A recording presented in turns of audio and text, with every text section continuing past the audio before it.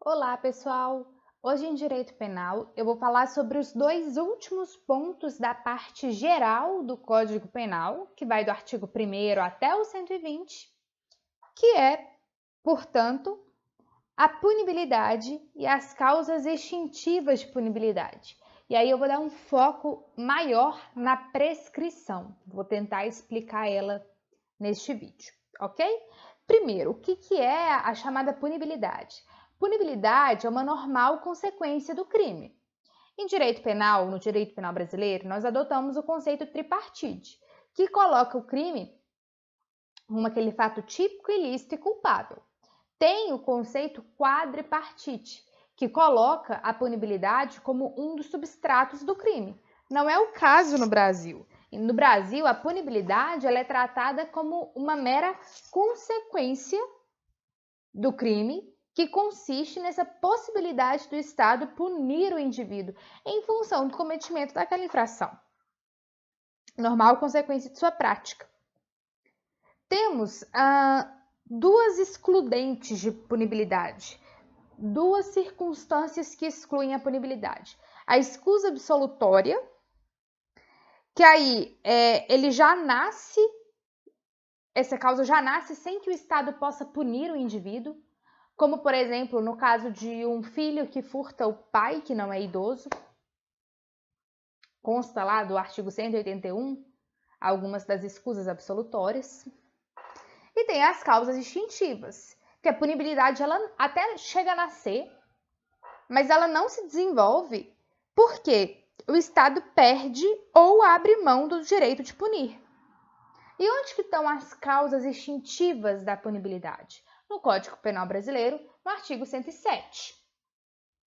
Quando a gente pega o 107, você vai ver um rol de excludentes de punibilidade. Esse rol é exemplificativo, ok? Pode haver outras causas de punibilidade previstas em outras leis, nada obsta. E para entender essas causas extintivas de punibilidade, é fundamental que você tenha uma noção básica sobre a natureza da ação penal. Ação penal privada, ação penal pública condicionada à representação e a ação penal pública incondicionada. Ok? Já tem vídeo sobre isso, caso você não lembre, é melhor ver o vídeo de ação penal para depois ver o vídeo de extinção da punibilidade. Ok? Vamos então à leitura do artigo 107? Extinguem a punibilidade. A morte do agente, o direito penal tem o princípio da culpabilidade, da intranscendência, vocês se lembram? A gente não pode ultrapassar a pena da pessoa do ofendido, isso é um direito e uma garantia fundamental. Logo, se ele morreu, não pode ultrapassar a pena da pessoa do condenado. Logo, se este morreu, não há que se condenar mais ninguém, para além da pessoa que cometeu o crime, ok? Pela anistia, graça ou indulto. A anistia é um ato legal do Congresso Nacional que extingue a pena e os efeitos da sentença. A graça é um decreto do presidente da República, individual e provocado. E o indulto é um ato concedido por decreto do presidente da República, porém ele é espontâneo e coletivo. Tem os chamados indultos natalinos, que costuma ter todo ano, em que há um rol de hipóteses em que extingue a punibilidade de determinados agentes que cumpriram tais penas e respondem por tais crimes. Todo ano tem decreto. E ele é coletivo para um número indeterminado de pessoas, emanado pelo presidente da República. Ok? Pela retroatividade da lei, que não mais considera o fato como criminoso, o chamado abolitio criminis. Se o fato não é mais crime pela ordem jurídica vigente, não há razões para o Estado ainda ter o poder de puni-lo, correto? A exemplo do adultério. Adultério era um crime no Código Penal, sofreu abolitio criminis, não é mais crime. Portanto, não há que se falar em nenhuma punibilidade por crime de adultério que o Estado pode punir o indivíduo, não. Não pode ter nenhum processo por adultério, não pode ter nenhum inquérito por adultério, e muito menos condenação ou pessoa presa por adultério. E abolício crimes é uma causa extintiva da punibilidade. Pela prescrição, decadência e perempção. Prescrição eu vou falar melhor daqui a pouquinho. Decadência e perempção se destinam à ação penal privada, eu já falei sobre isso, tá lá no vídeo de ação penal. Decadência é a perda do direito de iniciar a ação penal e perempção é a perda do direito de prosseguir na ação penal, ok? É um desdobramento lógico, inclusive, dos princípios da oportunidade e da disponibilidade da ação penal privada. Pela renúncia do direito de queixa ou pelo perdão aceito nos crimes de ação penal privada, outros dois institutos da ação penal privada. Renúncia antes de iniciar a ação penal, válido para a ação penal privada e a ação penal pública condicionada. E perdão após iniciada a ação penal privada, válido só para a ação penal privada, obviamente. E é um ato bilateral, depende da aceitação do acusado. Se o acusado não aceita o perdão, a ação penal privada prossegue. Ok? Esses institutos estão no CPP. Deem uma olhada ali entre o artigo 45 a 60 que eles estarão lá. 60, inclusive, é o da perempção.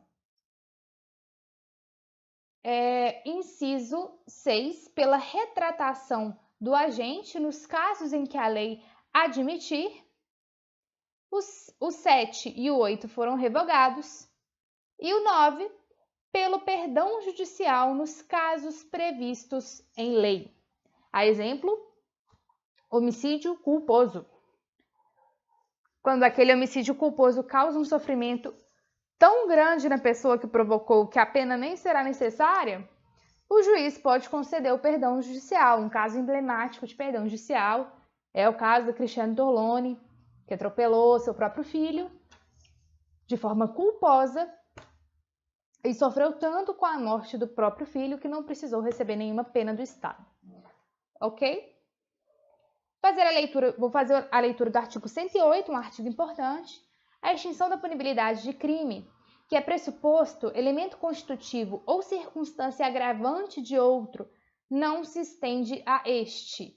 Nos crimes conexos, a extinção da punibilidade de um deles não impede, quanto aos outros, a agravação da pena resultante da conexão. Então, veja que a extinção da punibilidade ela é completamente individualizada em relação aos crimes. Ok? Dos artigos 129 até o 120, o 120 trata do perdão judicial, mas até o 119 e 118, e aí termina a parte geral, fala sobre prescrição. E é sobre isso que a gente vai falar agora. O Rogério Greco, ele conceitua a prescrição da seguinte maneira. Poderíamos conceituar a prescrição como um instituto jurídico mediante o qual o Estado, por não ter tido a capacidade de fazer valer o seu direito de punir em determinado espaço de tempo previsto pela lei, faz com que ocorra a extinção da punibilidade. O Estado, em razão do decurso do tempo, vacilou e aí perdeu o seu direito de punir. É uma punição, entre aspas, para o Estado, porque ele deveria ter sido célere, ele deveria ter punido em tempo hábil. E se ele acabou dormindo, então ele perde esse direito de punir. A prescrição é justamente essa perda do poder punitivo que o Estado possui em relação a determinado caso concreto, em relação a determinado acusado. E a prescrição, ela se desdobra em duas naturezas: prescrição punitiva e prescrição executória. A prescrição punitiva é justamente esta prescrição que o Estado perde de punir o indivíduo. Pela demora do inquérito, pela demora do processo, veja, ainda não há uma condenação. Já a prestação executória, a prescrição da pretensão executória, é justamente essa perda do direito de executar a pena em razão da demora entre a condenação e o início do cumprimento da pena. Então, veja que são prescrições de naturezas diversas. Ambas é a perda de um direito do Estado em razão do decurso do tempo. Mas uma se opera em razão da apuração delitiva, inquérito, processo e afins, enquanto não há o trânsito em julgado, e a outra se opera após a condenação para a execução da pena, para o cumprimento da pena. Ok? E aí você pode fazer a leitura dos artigos 109 a 118 do CPP para saber um pouquinho melhor sobre a prescrição. O menor prazo prescricional de pena privativa de liberdade que possuímos no nosso Código Penal é de 3 anos. Para pena até 1 ano. Como que é isso? Bom, a prescrição da pretensão punitiva, ela é feita pela pena em abstrato cominada àquele crime. Então, vamos fazer um exemplo. Se o indivíduo praticou furto, artigo 155 do Código Penal, a pena do furto simples é de 1 a 4 anos. Essa é a pena abstrata, 1 a 4 anos. Qual é, então, a prescrição da pretensão punitiva do Estado para punir aquele indivíduo que comete furto? Você pega a pena máxima de 4 anos e joga na tabelinha do artigo 109. E aí você descobre que a prescrição da pretensão punitiva do Estado para o crime de furto é de 8 anos, por força do artigo 109, inciso 4º. Em 8 anos, se o máximo da pena é superior a 2 e não excede a 4. Então, você tem que fazer essa tabelinha para descobrir qual é a prescrição da pretensão punitiva daquele sujeito. A prescrição da pretensão punitiva, ela se desdobra em prescrição retroativa, prescrição propriamente dita e prescrição intercorrente ou subsequente.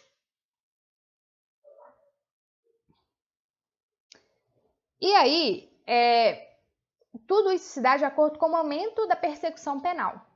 A retroativa, ela ocorre depois que o sujeito recebe uma pena concreta e você joga essa pena concreta entre o recebimento da denúncia ou da queixa até a prestação jurisdicional e vê se ultrapassou o lapso ou não. A propriamente dita é de acordo com o tempo presente. Você vai observando de acordo com o lapso temporal se aquele tempo já passou ou não. E a superveniente é após o proferimento de uma sentença. Diz o Rogério Greco. Vou pegar aqui.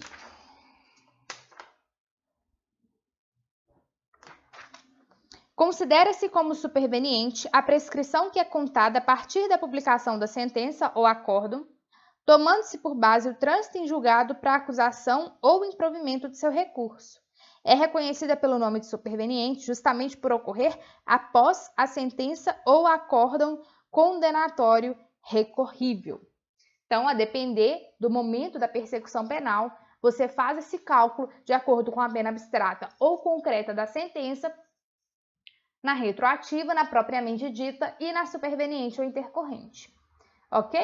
E a prescrição da pretensão executória, ela é feita com base na pena em concreto do agente, aquela pena que ele recebeu na sentença transitada em julgado, no acórdão transitado em julgado. E aí você joga na tabelinha do 109 do mesmo jeito e calcula se passou aquele tempo ou não.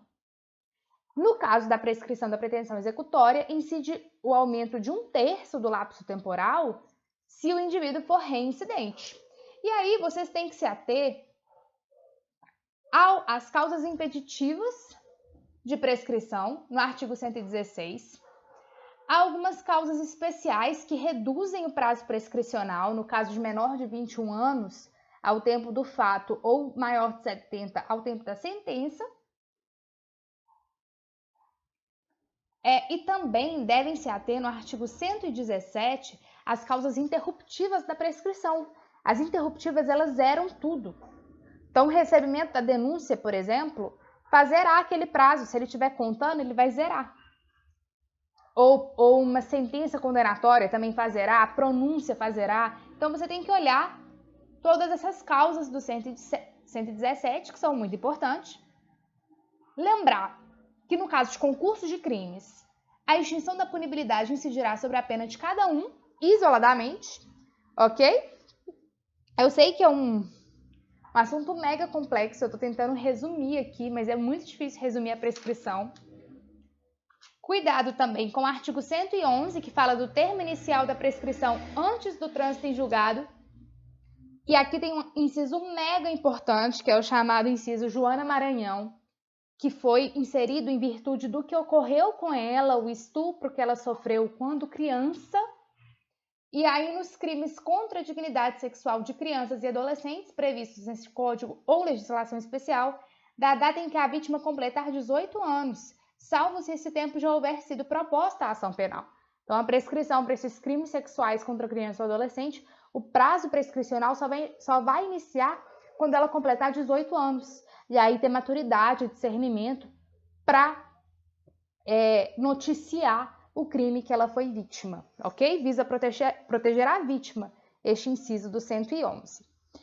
Por fim, eu gostaria de citar uma série de súmulas para você dar uma lida depois, porque esse tema é muito tratado por súmula e é muito importante que você tenha conhecimento sobre elas, como, por exemplo, a vedação da prescrição virtual, que é aquela prescrição feita com base numa prognose da pena que o indivíduo vai receber.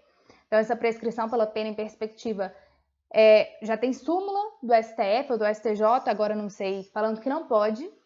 Então, cuidado, vou citar as súmulas aqui, tem um monte. 497 do STF, que desconsidera o acréscimo da continuação do crime continuado. 438 do STJ, que a prescrição virtual é inadmissível. 415 do STJ, que o período da suspensão do prazo prescricional é regulado pelo máximo da pena combinada. Súmula 338 do STJ, que a prescrição é aplicável nas medidas socioeducativas do ECA, contando pela metade, já que é menor de 21 anos, né, gente? Súmula 220 do STJ, a reincidência não influi na prescrição pela pena a reincidência não influi na prescrição pela pretensão punitiva. Súmula 191, a pronúncia sempre é causa interruptiva da prescrição. Súmula 604 do STF, pena inconcreta é a que deve ser aferida na prescrição pela pretensão executória. Súmula 592 do STF, aplica-se às causas interruptivas nos crimes falimentares. E súmula 146, pena inconcreto quando não há recurso da acusação, ok? Isso aí, inclusive, é uma polêmica, pesquisem sobre esse tema, sobre quando é que vai começar essa prescrição, se é com recurso, com o fim do recurso da acusação, ou com trânsito em julgado, enfim. Pesquisem, ok? Se informem sobre a súmula, sobre os temas, façam a leitura dos artigos do Código Penal. E é isso, espero ter ajudado.